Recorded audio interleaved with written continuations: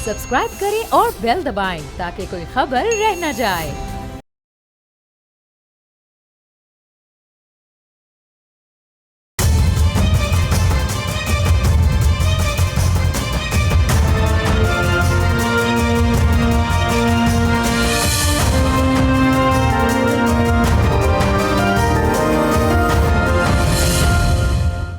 अस्सलाम वालेकुम, आप देख रहे हैं बोल्ड रिपोर्ट्स और मैं हूं बतूल राजपूत। इस वक्त पाकिस्तान तारीख के बदतरीन सैलाब का सामना कर रहा है। पंजाब के दर्जनों अजला ज़ेर-आब आ गए हैं। Hundreds of villages have been devastated. लोग सब कुछ छोड़ के नकल मकानी कर रहे हैं।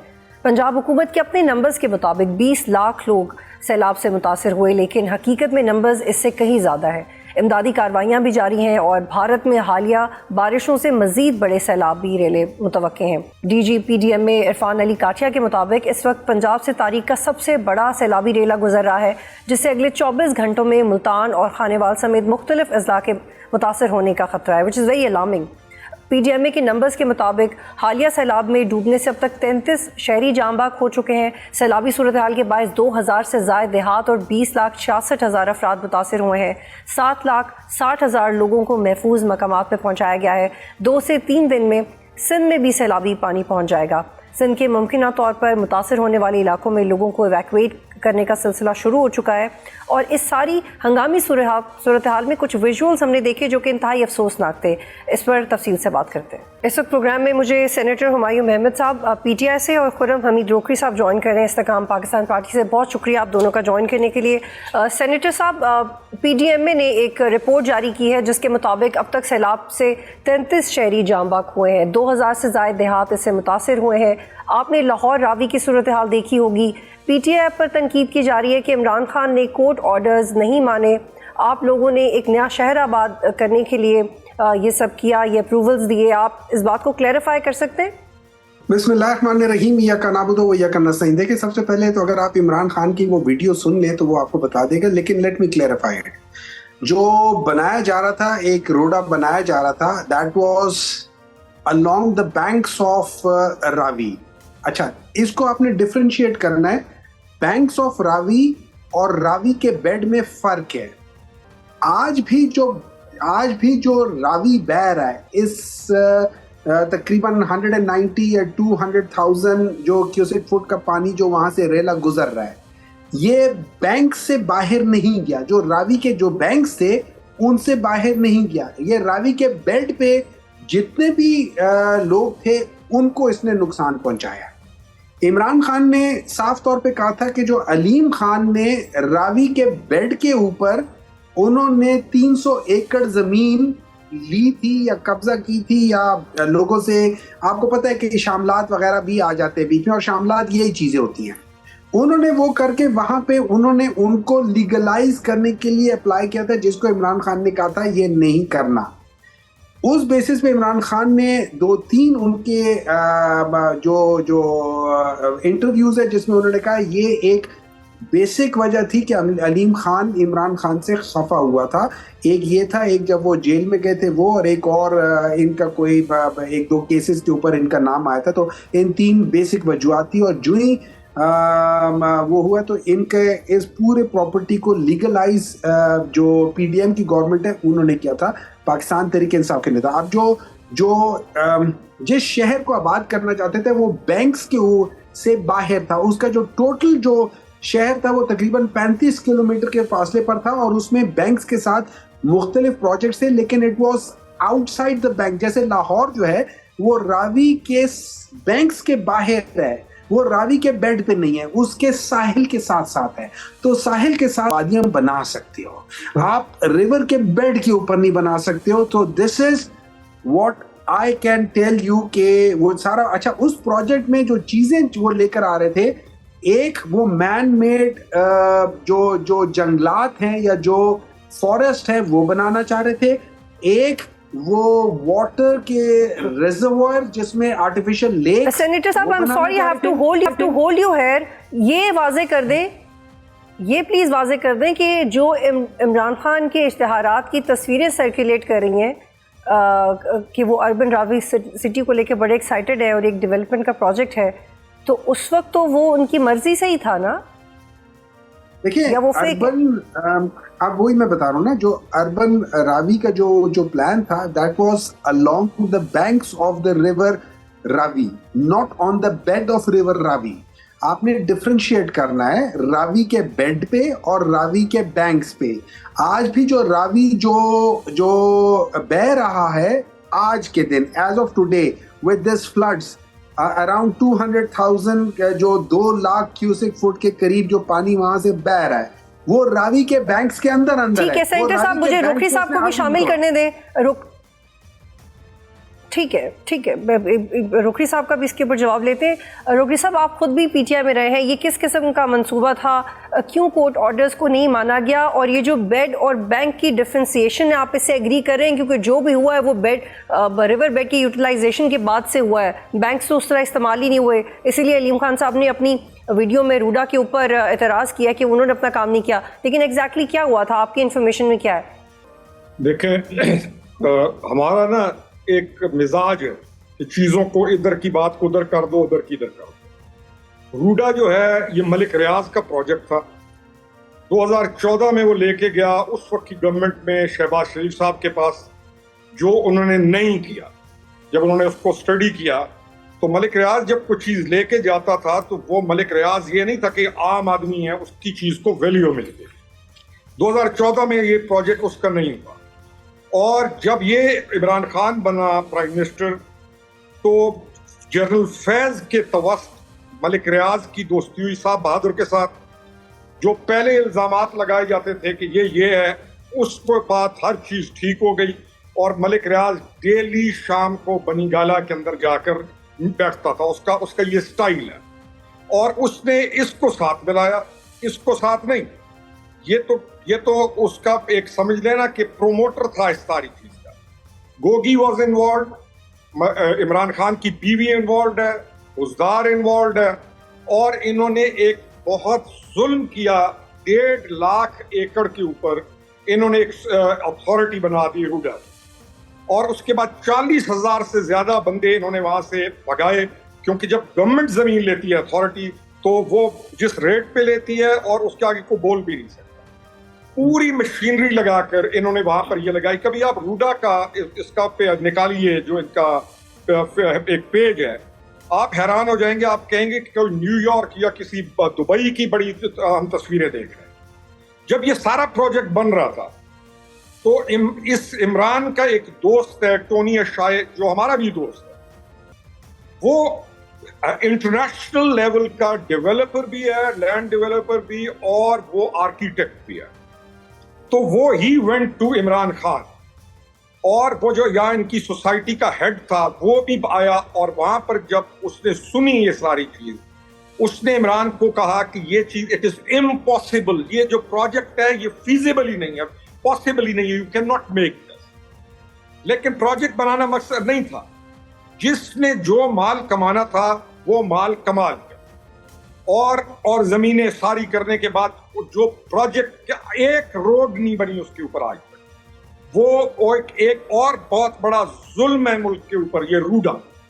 अब 1.5 लाख जो एकड़ है ये लाहौर के साथ था, और ये ओपन जगह थी जहां पर लाहौर के लिए सब्जी से लेके सारी चीजें उस पूरी कम्युनिटी के लिए जाती थी।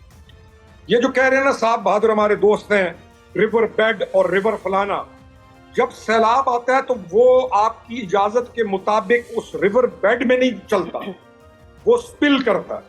और जो हमारा अपना इलाके के अंदर, अच्छा रोकरी साहब, एक और आपसे मुझे सवाल पूछने सर, या बड़ी अहम बातें कर रहे हैं रोकरी साहब, एक और सवाल ले लें। कल आपने वजाहत और वो जो एक तकलीफ थी अलीम खान साहब की जो उन्होंने सबके साथ शेयर की है, उन्होंने कहा कि मैंने सब प्राइवेटली किया, प्राइवेट टू प्राइवेट कंपनीज ये ट्रांसफ़र हुआ, इसमें कोई गवर्नमेंट इन्वॉल्व नहीं थी, और जो अप्रूवल्स थे वो ऑलरेडी थे, एनओसीज पहले से मौजूद थे, हमने उन्हीं की बुनियाद पे सिर्फ ख़रीदारी की इस सब प्रॉपर्टी, इस सब लैंड की, और उसके बाद उसको मज़ीद बेहतर बनाने के लिए रूडा ने जो वादे किए उन्होंने पूरे नहीं किए, इसलिए ऐसे हुआ। इस पे आपका क्या रद्द-ए-अमल? देखें, अलीम खान की कल की स्टेटमेंट आ गई है जिसमें उसने क्लियरली कहा है कि ना उसका रूडा से ताल्लुक है, और उसकी ये सोसाइटी पुरानी है, 20 साल पुरानी सोसाइटी है जो उसने लिया। He is given all the facts. Aleem Khan को ये टारगेट क्यों कर रहे हैं? इनका एक पूरा सेल मौजूद है जो वहां पर एक तैयार होता है एक काम, और उसके बाद इंटेंशनली दे टारगेट समवन। अब मुझे सबसे बड़ी अजीब बात यह है कि जो रूडा, ये जो इमरान रूड है, मलिक रियाज रूड है, गोगी रूड है, जो उसकी पिंकी है वो रूड है, देवर द रूडा, ये वहां पे जाकर उनके लिए प्रमोशन प्रोग्राम भी करता था।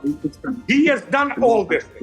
अब क्योंकि बात हमारे जैसे लोग जो सीधी बात मौके पे करते हैं, हम ये बात कर रहे हैं कि ये इमरान का प्रोजेक्ट था। सोशल मीडिया पे दे नो इट के ये जितना मेस क्रिएट किया है ये इमरान का रूडा, लेकिन क्योंकि अलीम खान को टारगेट करना है, जरा सी शर्म होना उसके हम सियासी। ठीक है रुकरी साहब, आपका जवाब आगे प्लीज आई होल्ड यू है। जी सेनेटर साहब, आप सेनेटर हैं, जब से आप सेनेट में आए हैं पीटीआई की कुछ अरसे हुकूमत रही, फिर पीडीएम की गवर्नमेंट आ गई, अब नून लीग की गवर्नमेंट है। क्लाइमेट चेंज पे आप लोग कितनी बात करते हैं? कोई बात नहीं करते। 2-2.5 करोड़ भी बजट नहीं है। अगर आप 2-3 साल का बजट उठा के देख लें, मज़ाक़ खेज़ बजट है जो प्रपोज होता है। दिहाइयों से आपकी गवर्नमेंट केपी में है, आप लोगों ने इस इशू को क्या इशू बनाया, और इसके साथ साथ जो अब हो रहा है, जिस तरह से चाहे वो अलीम खान हो, चाहे इमरान खान हो, या बाकी हाउसिंग सोसाइटीज़ के प्रोजेक्ट्स, आप लोग ने क्या किया? अगर आप लोग अब आंसरेबल हैं कि इमरान खान के दौर के अप्रूवल्स हैं, तो अप्रूवल्स तो उन्हीं के दौर के हैं। अच्छा, बनते मैं आपको बता देता हूँ। देखें रोखड़ी साहब जो है ना, इन्होंने बहुत बातें कर ली हैं, मैं खामोशी से सुन रहा था। और मैं मतलब first of all let me clarify, I do not remember Rokhri Saab as a member of Pakistan Tehreek-e-Insaf. He was helping Imran Khan in probably ये जो नमल यूनिवर्सिटी है उनमें ये उनको हेल्प करते थे, but I do not remember him as a part of the PTI. एक चीज। Number 2, let me clarify you. देखें इलीगल सोसाइटी में और लीगल सोसाइटी में क्या फर्क है? जस्ट अलाउ मी प्लीज, अभी खामोश। Just tell me what is the difference between illegal society and a legal society? It is the NOC, no objection certificate from the government of whichever province or federal government, जहां पे भी आप कर रहे हैं, जो उनको हेड करते हैं, जैसे LDA हो गया, जैसे रूडा हो गया, जैसे CDA हो गया, जैसे RDA हो गया, ये सारी चीजें हो गया, पेशावर डेवलपमेंट अथॉरिटी, ये सारी चीजें उनको जब NOC दे देती है, आपके वो रेगुलराइज हो जाती है। अब आप बताएं, पार्क व्यू लाहौर को NOC कब मिली है? अगर वो 20 साल पुरानी थी तो 20 साल से इलीगल थी, उनको लीगलाइज किसने किया है? मैं रिवर बेड पे 50 साल से एक चीज गलत काम कर रहा हूं, मुझे लीगलाइज किसने किया है?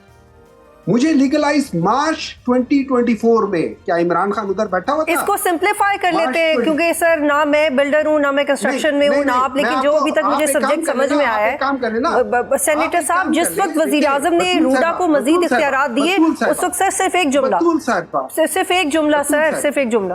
देखिए इस तरह है, मैं आपको एक बात बताता हूँ। रूडा जो था ना, ये रावी अर्बन डेवलपमेंट अथॉरिटी था। ये शहर नहीं बनाना था, सोसाइटी नहीं बनाना था। It was to create another city totally different, जिसके अंदर खाली घर नहीं होने, जिसके अंदर आपके पास मुख्तलिफ चीजें होनी। आपके वहां पे आपने एक जू बनाना है, आपने वहां पे एक पूरा ये क्या कह सकते हैं फॉरेस्ट बनाना है, मैनमेड फॉरेस्ट बनाना है, आपने वहां पे बैराजेस बनाने, लेक्स बनाने, आपने वहां पे इंफ्रास्ट्रक्चर बनाना है, आपने वहां पे वाटर रिचार्ज की चीजें बनानी है। ये सारी चीजें इमरान खान ने बताई हुई थी and he was quite excited about it. उसको सोसाइटी के साथ मिलाना इज टोटली डिफरेंट थिंग। तो वो चीज है। अच्छा, नंबर 2, ये पूरा जो एरिया ना, it was not with the banks of the river. मैं आपको याद दहानी करवा दूं सर कि हम ओवरऑल बात कर रहे हैं, ये बहुत बड़ी खबर है। जी बिल्कुल, प्लीज मुझे बोल लेने दें, प्लीज अलाउ मी। सेनेटर साहब मजीद सवाल करने का तो मौका देना सर। नहीं, एक मिनट है जना, आप बेशक मुझसे और सवाल ना पूछना, ठीक है? मैं आपको ये जरूर बताना चाहता हूँ, आपके प्रोग्राम ये बैंक से बाहर है। आज के दिन मैं आपको बता रहा हूँ, आज के दिन रावी का रिवर जिसने इतनी तबाहियां मचाई है, उसने अपने बैंक्स से बाहर नहीं किया। It is still flowing within the banks of the river Ravi. जो चीजें डूबी है वो रिवर बेड के ऊपर थी। अगर कोई बेवकूफ आदमी या कोई जाहिल इंसान या कोई अनपढ़ इंसान को ये समझ ना आए कि बेड में और बैंक्स में क्या फर्क है, तो उसका मैं कुछ इलाज नहीं कर सकता सिवाय इसके कि उनको कहूं थोड़ा लेकिन सा। सेनेटर साहब जब बेड को इस्तेमाल किया तो ये तो इसकी तो तैयारी करनी चाहिए थी ना कि पानी का मुतबादिल रास्ता क्या है सर, ये तो उस वक्त ही रूडा को करना चाहिए था, ये उस वक्त तो इमरान खान को अपना इश्तिहार छपवाने से पहले करना चाहिए था। सर प्लीज आगे बढ़ते हैं सर, आपका जवाब आ गया। सेनेटर साहब आपका जवाब आ गया, प्लीज आई होल्ड यू है। बेड पे बनाया है उनसे पूछिए ना, जिसने भी, खाली एक अलीम खान नहीं है ना, और भी है ना, जो 5-6 और भी जी बिल्कुल और भी हैं, और ये इसके लिए उस वक्त के वज़ीर आज़म भी आंसरेबल हैं, बाकी लोग भी, रूडा भी आंसरेबल है। जी sir please I hold you है। हम तो सबको कह रहे हैं। जी बिल्कुल सबको कह रहे हैं।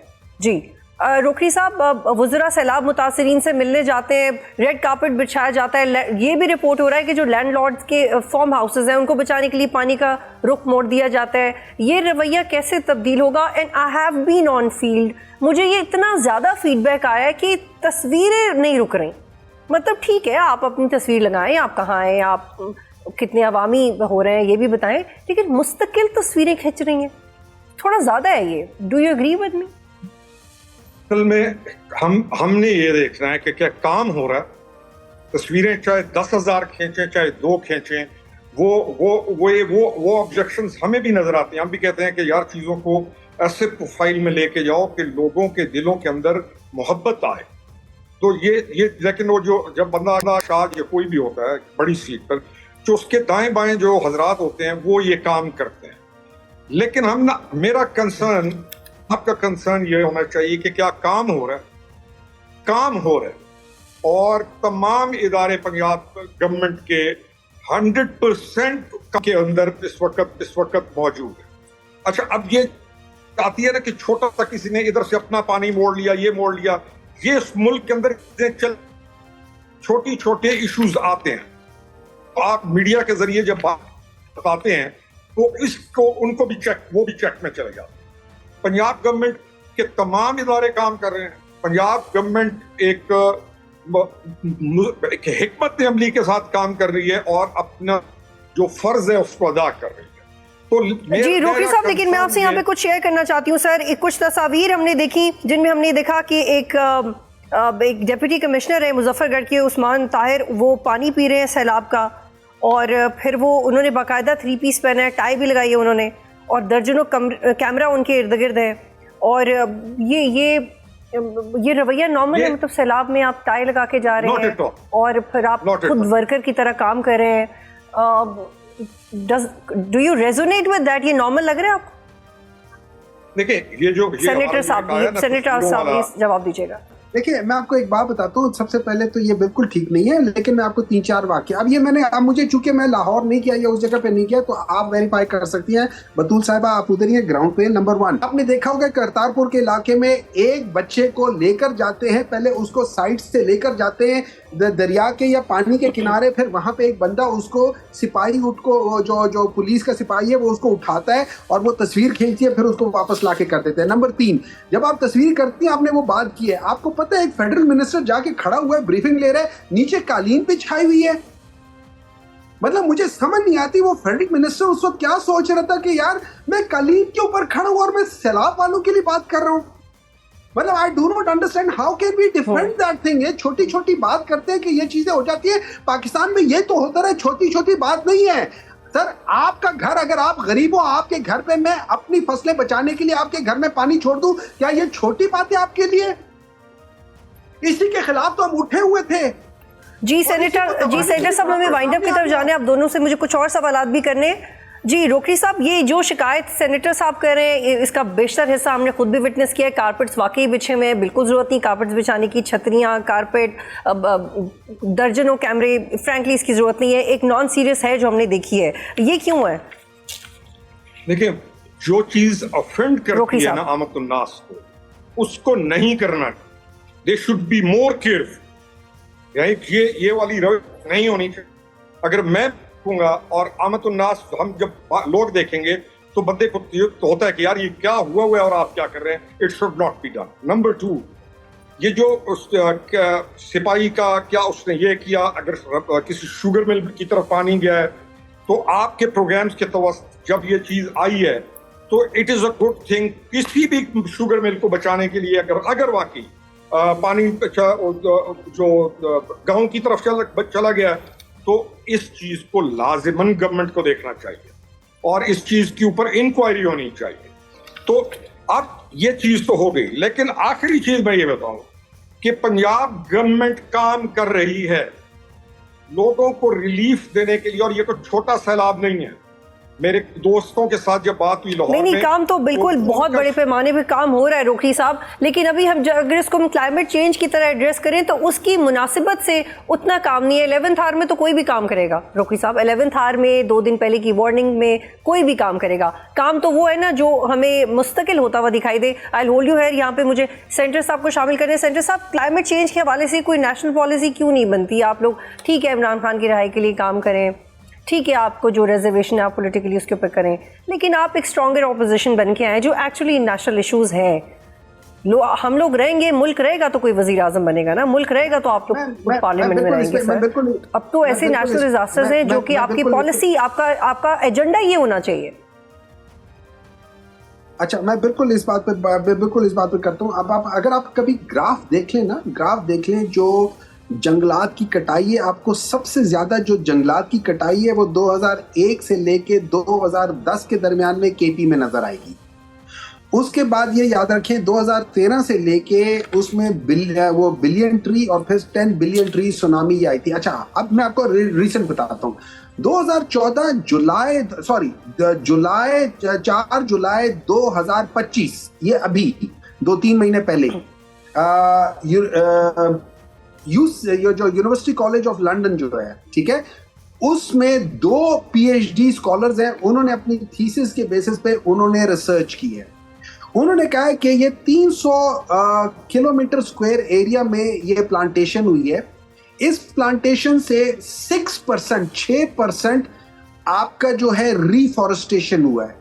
नंबर 2, लोकल एरिया में, क्योंकि ये आप जो पूरी हम जिसे कहते हैं ना क्लाइमेट चेंज, उस पर ये असर नहीं कर सकता पाकिस्तान, लेकिन जो लोकल जो टेम्परेचर है वहां क्या वो आधा डिग्री अपने सराउंडिंग से कम हुआ है। अच्छा, इसमें लोगों ने बहुत ज्यादा कंप्लेन की है कि जी केपी में जो है ना तकरीबन 4.5 हेक्टर एरिया या पता नहीं कितने एरिया में मिलियन उसमें डिफॉरेस्टेशन हुई है। अब मैं आपको बता देता हूँ, ये जो दरमियान में जो साल 1.5 का जो टाइम था जिसमें ये गवर्नमेंट आई थी, उसकी ये केयर टेकर गवर्नमेंट आई थी, इस दौरान में कोई 6 या 7 किस्म के मुख्तलिफ लोगों को इजाजत मिली है कटिंग की, which is 30% more than they should cut. एक तो आपके पास जायज है और एक उसके बाद है कि 30% वो थी जो कि एक्स्ट्रा कटी गई थी। ये पीटीआई की गवर्नमेंट में नहीं। ठीक है सेनेटर साहब, I have 30 seconds to wind up shortly. बस ये बता दें जी सेनेटर साहब, ये बड़ी आपने अहम बात की, हम इससे फर्दर भी काम करेंगे। मुझे ये शॉर्टली बताएं कि स्टैंडिंग कमेटीज के बाद असेंबली से भी बात हो रही है कि इस्तीफा देना चाहिए पीटीआई को, ये सही है? शॉर्टली बताइएगा। मुझे अभी असेंबलीज का मुझे नहीं मालूम। अभी मुझे सिर्फ इतना पता है कि उसमें हुआ, और उसकी एक वजह ये है कि देखिए बात ये हो जाती है, आपको पता है कमेटियों के अंदर जो होता है ना लॉज डिस्कस होते हैं उनके ऊपर, लेकिन जब जो इम्पोर्टेंट लॉज है जब वो आई, लेकिन आप रिजाइन कर रहे हैं या नहीं? रिजाइन तस्दीक कर 26वीं तरामीम, जब 26वीं के ऊपर 1 मिनट भी डिस्कशन किसी कमेटी में नहीं हुआ तो मुझे पता है उस कमेटी में जाने का फायदा क्या है। ठीक है रोकड़ी साहब, वेरी शॉर्टली सर ये बताइएगा कि ये कहा जा रहा है कि इमरान खान की सजा चंद सालों से 14 साल भी हो सकती है, आपके पास क्या खबर है? देखिए, मेरे पास इसकी खबर नहीं है, लेकिन सजा मिलनी है जुर्म के ऊपर, और सिर्फ इमरान खान को नहीं, हम ये कहते हैं कि अक्रॉस दी बोर्ड जिसने इस तरह का नुकसान किया है पाकिस्तान का, उन तमाम को सजा मिलनी चाहिए। और ये जो हमारे पास एक केओस और हमारे पास एक केओस को जारी रखने का एक मुनज़्ज़म तरीके के साथ उसको जारी रखने के लिए जो हरकतें हैं और ये जारी रहेंगी। आपने अभी देख लिया, उन्होंने इस्तीफा दे दिया। मेरा इसके ऊपर टेक ये है कि जुनैद अकबर खान बेहतरीन काम कर रहा था, और जुनैद अकबर जो काम कर रहा था उससे बहुत सारे ऐसे लोगों को थ्रेट था जो इन्हीं की पार्टी थी। मैं आज आपको बता रहा हूं कि जुनैद अकबर की वजह से ये तमाम इस्तीफे लिए हैं इन्होंने। ठीक है, जुनैद अकबर को अगर ये अकेला हटाते तो ठीक है रोकड़ी साहब, बहुत शुक्रिया, आप दोनों में ज्वाइन कर रहे थे। एक ब्रेक लेंगे फिर वापस आते हैं।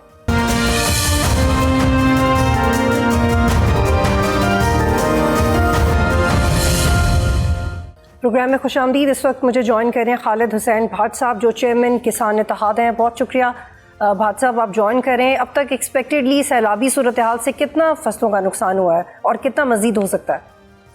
जी बहुत शुक्रिया। इस टाइम तक जो गवर्नमेंट कह रही है 2000 के करीब देहात में तबाही हुई है, लेकिन हमारे हिसाब से जो अभी हमारे किसानों की रिपोर्ट आ रही है करीबन 3000 से भी गांव क्रॉस कर गए हैं।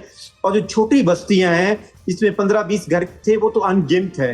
और अगर हम इसी तरह 3000 गाँव की फसल की आप एवरेज लगाते हैं तो मेरे देखने में 20 से 25 लाख एकड़ जो है ना, जो खड़ी फसलें थी तबाह हो गई। और ये जो हमारे 3000 गाँव थे ये तो सफ़ा हस्ती से मिट गए। और हमारे माल मवेशी, हमारी सारी चीज़ें जो थी, फसलें तो लग गए, माल मवेशी बचे नहीं। गाँव के गाँव जो है ना वो ख़त्म हो गए हैं। और हम अपनी मदद आपके तहत और हमारे अपने किसान जो लोग हैं उनकी सपोर्ट की वजह से कहीं ऊपर मकाम पे चले गए हैं, या एक गाँव से छोड़ के पिछले गाँव में जाके पना लिया, जिसमें हम किसान एक दूसरे को सपोर्ट कर रहे हैं। जी खालिद साहब, मैं आपसे ये पूछ रही हूँ कि आप पहले ये बता दें कि फसलें कौन सी मुतासिर हुई हैं, फिर हम जो जानवरों का नुकसान हुआ है उस पर भी बात करते हैं। देखें जी, इस टाइम जो सतलुज था या चिनाब या रावी जो है, उसमें सतलुज पे जो सबसे ज्यादा हमारी जो काश्त थी वो काटन की काश्त थी। काटन हमारी जो बिल्कुल खत्म हो गई है, क्योंकि बिल्कुल तैयार फसल खड़ी थी। इसी तरह चिनाब और रावी जो अपर पंजाब है हमारा, उस पे हमारे चावल की काश्त थी जो बिल्कुल रेडी थी और तैयार फसल थी, वो बिल्कुल पानी में तबाह हो गई। और अब गन्ने की फसल है, गन्ने की फसल में ये थोड़ा सा होता है कि गन्ना थोड़ा सा टाइम पानी को उसमें इतनी सख्त होती है कि 8-10 दिन उसको गुजार सके। अगर इसी तरह पानी खड़ा रहा तो जो गन्ने की फसल है वो भी तबाही की तरफ चली जाएगी। और चावल की फसल भी? चावल, हाँ जी, चावल तो देखें जी, चावल हमारा सियालकोट, गुजरावाला, नारोवाल, हफ्ताबाद, ये पूरी पट्टी चावल की थी। और बल्कि हमारा, आपको पता है, 4 से 5 अरब रुपए का चावल हमारा बाहर दुनिया में जाता था, वो बिल्कुल इस टाइम खत्म हो गया है। बिल्कुल तैयार फसल थी, कुछ हमने आगाज किया था तो वो बिल्कुल खत्म हो गई। तो इसी तरह जो आगे सतलुज की आखिर पे भावलपुर, पाकपतन, भावलनगर, भावलपुर, ये हमारी जो पूरी बेल्ट थी, इसमें हमारी कॉटन की फसल तैयार खड़ी थी, वो भी बिल्कुल खत्म हो गई है। खालिद साहब, चूंकि आप किसान इत्तेहाद की नुमाइंदगी कर रहे हैं और ये पिछले साल की रिपोर्ट्स भी थी कि पाकिस्तान की जो बड़ी क्रॉप्स थी वो पहले ही नेगेटिव में गई हैं, तो इस बर्बादी के बाद फिर आप क्या एक्सपेक्ट कर रहे हैं? आप इससे कोप कैसे करेंगे? जो फौरी तौर पे आपके जहन में आता है, क्या हो सकता है किसान के लिए? देखिए जी, हम तो 2 साल से पहले ही, अभी तो इंडिया की अभी जारहियत ने हमें तबाह कर दिया, और पिछले जो 2 साल गुजारे हैं वो अपनों ने तबाह कर दिया। हमारी कॉटन पिछले साल 20 से 25% कम हुई, और इस साल तो 50% कॉटन कम थी। $3 अरब की कॉटन बाहर से मंगवाई गई थी। और जो हमारी गंदम थी वो हमें 2 साल रेट नहीं मिला, वो 15 से 20% हमारी कम काश्त हुई थी। वो हम तो 2-3 साल से भी, जो हमारी कॉटन थोड़ी बहुत उतर रही थी उसका भी 7000 रुपये रेट था। मकई हमारी 1800 में बिक रही थी। तो इस हवाले से जो हमारी फसलों के रेट थे वो तो बिल्कुल हमें मिल ही नहीं रहे थे, और उसकी सबसे जो बड़ी वजह थी। और क्या अभी क्या ये इसकी तस्दीक कीजिएगा खालिद साहब, क्या ये दुरुस्त है कि पिछले 3-4 दिनों में जो गंदम का रेट है वो 1000 रुपये बढ़ गया? 1500 मैंने इस्लामाबाद प्रेस कॉन्फ्रेंस की थी। मैंने कहा था कि गवर्नमेंट पंजाब ने कहा था कि गंदम हमारे पास वाफर मकदार में है। गंदम तो खत्म हो गई। गंदम तो जो थी हमारे से किसान, देखो जुल्म कितना हुआ कि हम गवर्नमेंट पंजाब से अपील करते रहे कि हमारी कास्ट 3500-3600 रुपए आई है, प्लीज हमसे गंदम खरीद लें।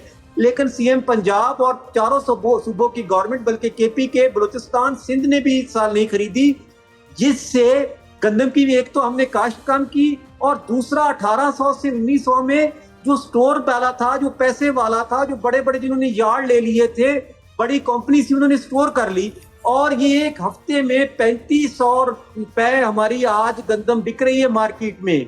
और आज से 10 दिन पहले वो 1800, 1900, 2000, लास्ट 2100 में बिकी थी। तो ये 3500 में है। मैं आज भी आपके चैनल से ये कहना तो खालिद साहब, आपने कोई लाहे अमल बनाया है? आप क्या एहतजाज में जाएंगे? क्योंकि एहतजाज में जाने की सूरत हाल तो नहीं है, कोई भी आपकी फिलहाल बात नहीं सुनेगा, लेकिन आपने कोई लाहे अमल बनाया कि कुछ दिनों बाद जब पानी से सबकी तवज्जो हटेगी तो आप लोग अपने लिए क्या करेंगे और किससे बात करेंगे? देखें जी, हमारे पास अब देखें, हम पहले मरे हुए थे, फिर देखें इंडिया की जो उन्होंने छोड़ा पानी जहाँ जिससे हमें तबाही हुई, हम किसान दिल पे हाथ रख लेते हैं कि दुश्मन ने नुकसान किया, हम उसका मुकाबला करेंगे। और इंडिया में जैसे हमारी फौज ने उनके खिलाफ ऑपरेशन किया, और तो हम उसका दुख दर्द तो बर्दाश्त कर सकते थे, लेकिन यकीन करें कि हम सीएम पंजाब पता नहीं कहते कि हम उसके खिलाफ हैं। खुदा के वास्ते सीएम पंजाब साहबा, हम आपके खिलाफ नहीं थे, हम आपको कह रहे थे कि ठीक है खालिद साहब, ये आपने अपनी अपील भी कर दी, लेकिन जो राना तनवीर साहब हैं वो ये कह रहे हैं कि गंदम बहरान का कोई खदशा नहीं है, हुकूमत सैलाब के बाद गंदम की फरामी यकीनी बनाएगी। देखें जी, कहां से बनाएंगे? क्या उनके पास गंदम स्टोरेज पड़ी हुई है? पास्को के पास 16 लाख थी जिसमें उन्होंने दे दी, पंजाब गवर्नमेंट के पास थी जो उन्होंने फ्लोर मिलों को दे दी। अब गवर्नमेंट के पास कहां स्टोरेज पड़ा है? मैं राना तनवीर साहब बहुत अच्छे आदमी हैं और वो किसानों का दर्द भी रखते हैं और किसानों की बात भी करते हैं, लेकिन मैं ये भी बताना चाहता हूं कि वो कहता है कि यार हम ज्यादा बात करेंगे तो हो सकता है ये मिनिस्ट्री मेरे से चली जाए, लेकिन मैं ये कहता हूं कि गंदम कहां पड़ी है फेडरल गवर्नमेंट के पास, गंदम कहां पड़ी है पंजाब गवर्नमेंट के पास, और अब कौन होता है हमें रोकने वाला कि मेरे घर में अगर मैंने गंदम रखी है तो आपने नहीं खरीदी और मिन्नतें की और अब जबरदस्ती मेरे घर से खरीद सकते हैं गंदम, मेरे घर पे छापा मार सकते हैं? हाँ जरूर मारेंगे, मेरे किसान को गिरफ्तार करेंगे, लेकिन जो शुगर मालकान ने किया 350 के हिसाब से गन्ना खरीद के 175 रुपए मिल बेची, क्या उनके खिलाफ एफआईआर दर्ज हो गई? उनको किसी के खिलाफ कार्रवाई हुई? ये जुल्म है किसानों के साथ। बिल्कुल हम एहतजाज पे भी निकलेंगे। और राना तनवीर साहब, ये शार्टेज आ गई है, आप एक हफ्ते अच्छा ये भी बताइएगा कि ये आपने एक बहुत अहम नुक्ता उठाया कि हुकूमत के पास गंदम पड़ी हुई नहीं है तो फिर वो दोबारा इंपोर्ट करेंगे, लेकिन आप लोग अपनी सूरत हाल बताएं कि अगर फॉर एग्जांपल 15 से 20 दिन में, क्योंकि अभी तो मज़ीद भारत से पानी आ रहा है और वो पाकिस्तान के दरियाओं की जो मौजूदा कैपेसिटी है उससे ज़्यादा है और ऑलरेडी पाकिस्तान के दरिया बर्दाश्त कर रहे हैं, तो अब तो मज़ीद पानी आने 15-20 दिन तक तो हम ये एक्सपेक्ट नहीं कर सकते कि आप अपने काम पे वापस जाएंगे, लेकिन उसके बाद आप क्या एक्सपेक्ट करें कि कब तक आप लोग दोबारा फसल उगा सकते हैं? देखें जी, मैं ये पहली बात तो ये गंदम वाली मैं आपको बात क्लियर कर दूं कि गंदम हमारी मार्केट में नहीं है। गवर्नमेंट के पास हमेशा से, जब से पाकिस्तान बना आज तक, फूड डिपार्टमेंट पास्को खरीदता था, उसको डर होता था कि अल्लाह ना करे कोई ऐसा कहत आ जाए तो गवर्नमेंट उसको कंट्रोल कर ले। अब हमारी गवर्नमेंट ने तो गंदम खरीदी नहीं, उनके पास स्टोरेज नहीं है। जो गंदम पड़ी है कुछ किसान के पास पड़ी है और कुछ माफिया के पास पड़ी है, वो गवर्नमेंट कभी भी इसको कंट्रोल नहीं कर सकती। और 15 से 20 lakh metric ton government Punjab को बल्कि पाकिस्तान को मंगवानी पड़ेगी, क्योंकि अब हमारी गंदम की फसल आने में अभी 7 से 8 महीने बाकी हैं। हमारी नवंबर में काश्त शुरू होगी और अप्रैल और मई के एंड में हमें गंदम जाके मिलेगी। अच्छा, ये जो आप कह रहे हैं कि जो नई फसल आएगी वो अभी उसके बीज आपने लगाने हैं या वो कुछ ऐसा बचा है? ये वाजे कर दें कि काटन के बाद हमारी गंदम काश्त होनी है, नवंबर में काश्त होनी है। 1 महीना रह गया है, नवंबर में हमारी काश्त शुरू हो जाएगी, नवंबर के एंड में और सिंध में पहले काश्त हो जाएगी। लेकिन जब हमें मिलनी है फिर 6 महीने मेरी गंदम तैयार होगी तब हमारे पास आएगी। 1 महीने बाद काश्त होगी, 1.5 महीने बाद, और 6 महीने बाद उसकी फसल आएगी। या 6-7 महीने गवर्नमेंट कैसे कंट्रोल करेगी? ये रेट इनसे कंट्रोल नहीं होगा, ये मैं आज कहता हूं और चैलेंज करता हूं। तो क्या आप ये प्रेडिक्ट करें कि गंदम का बहरान सामने खड़ा हुआ है? ठीक है, आ गया गंदम का बहरान। देखे 10 दिन में एक 1500 बढ़ गई और अभी 7 महीने बाकी हैं। क्या गवर्नमेंट कंट्रोल करेगी? क्या गवर्नमेंट के पास कहां पड़ी जो निकाल के दे देगी? क्या किसान के घर में छापा मारेगी? क्या उसको गिरफ्तार करेगी? उनको तो गिरफ्तार करते नहीं जिन्होंने हमसे 1900 में खरीद के अरबों रुपए, अभी 35,000 रुपए कमा लिया, उसको कोई पूछता नहीं है। मैं यही राना तनवीर से, प्राइम मिनिस्टर से सबसे अपील करता हूं कि काटन आप 4 अरब 3 अरब की पीछे साल मंगवाई, अभी आप 7 अरब की मंगवाएंगे, दालें 2 अरब। बहुत शुक्रिया खालिद भाट साहब, आप प्रोग्राम में ज्वाइन कर अपनी शिकायतें लगाई, वो बिल्कुल जायज़ थी। हम हर साल बजट में ये देखते हैं कि एग्रीकल्चर को बाकायदा एड्रेस किया जाएगा, डॉक्यूमेंट की जाएगी, अनटैक्स्ड प्रॉपर्टी नहीं होता। पाकिस्तान में ऐसी सैकड़ों कंपनीज़ हैं जो कि 2-2.5 साल का पहले का फिगर है कि मे बी 250 से ज़्यादा ऐसी कंपनीज़ हैं जो अनरजिस्टर्ड है लेकिन बड़ा मुनाफा कमा रही हैं, और इसके साथ साथ एग्रीकल्चर को टैक्स करने वाली बात, ये ऐसी बेतहाशा ऐसे इकदाम हैं जो गवर्नमेंट वादे तो करती है मगर पूरे नहीं करती। और अब तो ये सिर्फ ब्यूरोक्रेसी, एडमिनिस्ट्रेशन, प्रोविजनल गवर्नमेंट या फेडरल गवर्नमेंट की सत्ता का कोई मसला नहीं रहा, अब तो एक नेचुरल डिज़ास्टर बन के सामने आ रहा है जिसमें दूसरे ममालिक, आपके जो हमसाया ममालिक हैं, वो बेबस नज़र आते हैं। वो और इसको हमें चारों तरफ से देखना होगा कि हम इस पर ख़ुद से अपने तय क्या काम कर रहे हैं, या अगर बाहर से कोई मुसीबत पाकिस्तान से मुसल्लत की जाती है तो हमें क्या इक़दाम करने पड़ेंगे। लेकिन अफसोस की बात यह है कि किसी भी सिचुएशन में जो पाकिस्तान का किसान है उसके पास ना कोई शॉर्ट टर्म रिलीफ है ना कोई लॉन्ग टर्म रिलीफ है, और वो हर साल फिर ये शिकायत करता है कि हमसे महंगे दामों ख़रीदी जा रही है और हमारा प्रॉफिट भी कम है, and eventually they lose all their hard work. Program देखने का शुक्रिया, आज तक के लिए इतना ही। अल्लाह हाफ़िज़।